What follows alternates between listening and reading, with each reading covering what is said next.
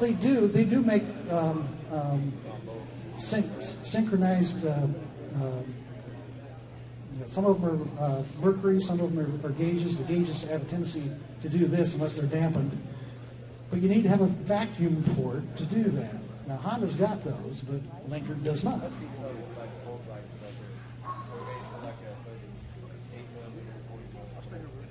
Yeah. Well, I remember in the day when I was doing Hondas, a Honda rep came in and saw me adjusting 4 carburetors by ear, and he had a fit. And he says, you got to put these on here, adjust it. He says, let me show you. And I just sat back, and okay. He got done, took it off, and I says, now hang on a minute. I raised the idle RPM, another 200 RPMs, and I says, now it's perfect. Well, I don't know if my ear's quite that good anymore, but anyway. Yes, sir. I was wondering if you could share a little bit of your background with us. Like, do you have a business doing this, or is it just for fun? No, sir. I've been retired since 2002. No, but I am a journeyman car and truck mechanic. I'm an A&P aircraft mechanic. I've worked as a line mechanic. I've worked as a service rider at a large Ford dealership. I was a service manager of a large Ford dealership. I was a service manager of a marina in the shop. I put together an FAA certified aircraft repair station. I've been through electronics school. But for a living, I sold computers. I retired at 02, did something right, or lucky, I guess, probably more like it.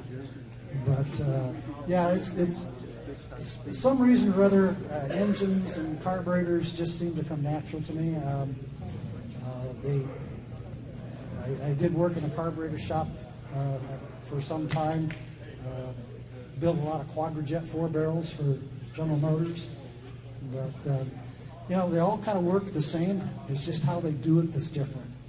The second question was, you talked about running a small bolt into the main jet, pull it out. Yes.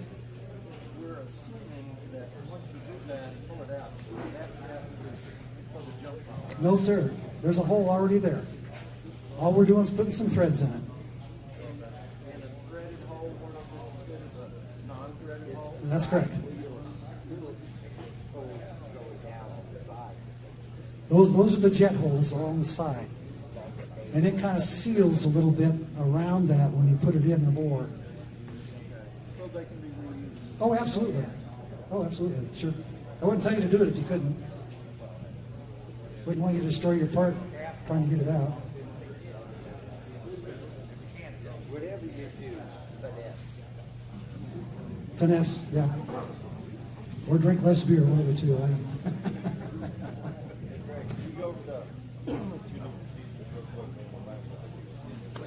Sure. Tuning procedures on a Linkert. Get the engine warm. 3, 4, 5 minutes. Get it close to operating temperatures. A hot engine, you'll use less fuel than a cold engine. You may have to do some adjustments to get it to idle, depending on what you've done to the carburetor. If it's just been overhauled and cleaned and you're starting with rich everything, you may have to tweak it just a little bit. But once you kind of get it to that idle warm, 800 to 1,000 RPMs, work on the low speed. Turn the needle in slowly. The instructions I had in there says a click at a time. That works. I'm a little faster than that, but bring it up until the engine RPM will start coming up, coming up, coming up. That's the mixture leaning as it does that. It'll get to the point where it's not raising the RPM anymore, and as you lean it a little farther, the RPM starts coming down. That's over lean. So what you want to do is bring it back to that peak, and then back off the needle about 4 or 5 clicks.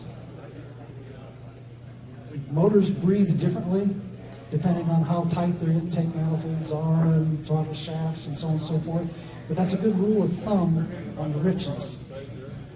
Then you want to go to the high speed, and you'll burp the throttle. And if you get a which is a stumble, the high side, hello, oh there it is. The high side is too lean. If you're bumping it and it doesn't have it, start leaning it until you get the burp. And then back it off about 4 to 5 clicks. Well, once you get the burp, keep bridging it until the burp is gone, then back it off about 4 or 5 clicks. I like about 4 clicks. That seems to nail it right away. But I'd still pull the spark plug and look at it. The spark plug is going to tell you what your high speed is, because that's where you're running most of the time, going down the roads on your high speed circuit. Now, when you get the high speed done, make sure you go back and readjust the low speed. The low speed circuit pulls fuel through the high speed circuit. So as you lean or richen the high speed circuit, you're either increasing or decreasing the amount of flow of fuel. So you may have to open up the low speed circuit slightly. So go through that adjustment procedure at the end. And that says it in my sheet too at the bottom. Any other questions on that? Yes, sir. Not a question, but I've been working on these linkers probably as long as you have. Number one problem with them is not the linkers, it's the manifold and air leaks and stuff that can come out of them. Throttle jab. Oh, I agree wholeheartedly. Have all that sealed off before you do anything with the carburetor. I've seen Linkert carburetors run without a feed tube. I've seen them run with the venturas in backwards, the wrong needles, everything, but they won't run with that in it. No, they won't. No, they won't. So, if you've got an unbalanced situation where one spark plug is rich and one is lean, it's not the carburetor. It's valves or it's air intake. Or it's air intake. That's usually the problem more than Linkers are so forgiving. Yeah, they're a very, very good carburetor. And I did touch on intake manifolds during this, but I wanted to talk about the carburetor first. Usually you're often working on it.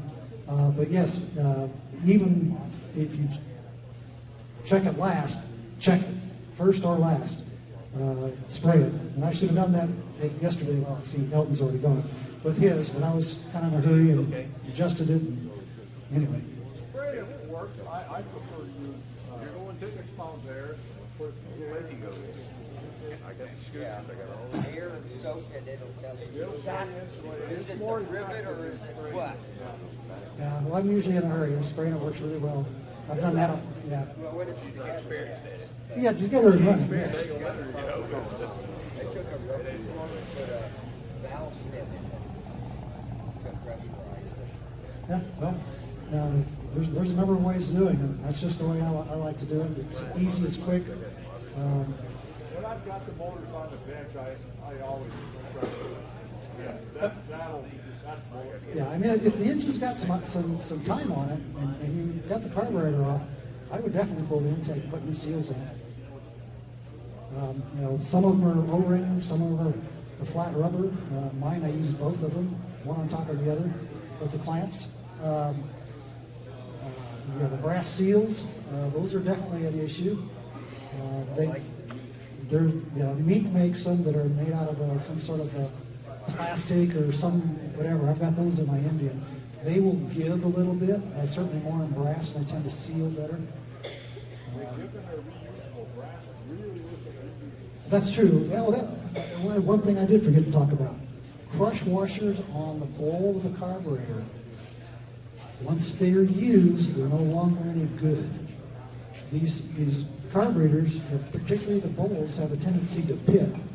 And as this crushes, that fills in all those holes, and you don't have any leaks. If you reuse that lock washer, or the crushed washer, you'll probably have about a 70% chance that it's going to seep or drip. So always replace that when you're putting the bowl back on. Anything else, anybody? Greg, you said you weren't a fan of that little needle seat that comes in that kit for The float arm? Yeah, the little arm. Yeah, the needle that came with it didn't want to. Yeah, the needle's fine. The needle didn't want to slide through that as free as I like because it's a rough casting. Now you could probably polish it. It's also much thicker than the stock one, and since that's cast, I didn't really want to bend it too much or attempt to. And I also didn't like the weight of it. But another source that you prefer to get your parts from? No, to be honest with you, I've always been able to save the original so far. Sometimes they need a little polishing. Needles, they have scores around the tips and everything. Well, the needle I showed you was brand new, and it came as a set, and it wouldn't hold a vacuum either.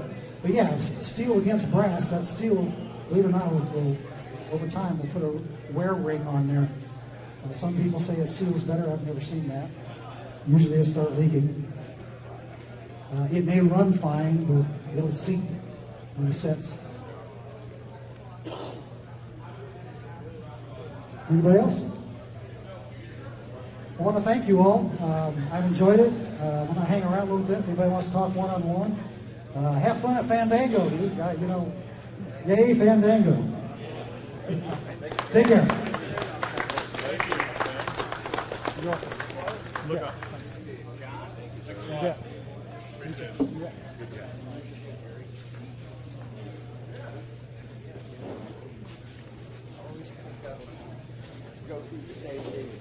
Thank you everybody for hanging out with us and Greg Nelson. At 10:30 we will have the drive chain fundamentals.